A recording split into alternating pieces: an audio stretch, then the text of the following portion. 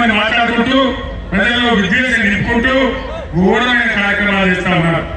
అందుకే నేను మిమ్మల్ని ప్రార్థించేది, దయచేసి ముఖ్యంగా యువకులు, విద్యావంతులు, మేధావులు నా మాటను మీరు చర్చ చేయండి. 70 ఏళ్ల శిఖరం పెప్పులిలా ఖర్చిస్తూ నాడుగా మన కేసీఆర్ సారు తోడుగా.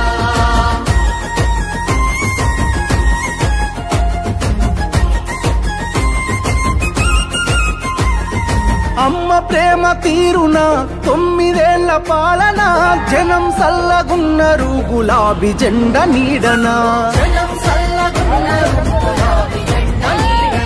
కంటికి రెప్పోలే కేసీఆర్ కాపుగాసెనా, కూలినాలి పేద జనం తలెత్తుకొని బతికెనా.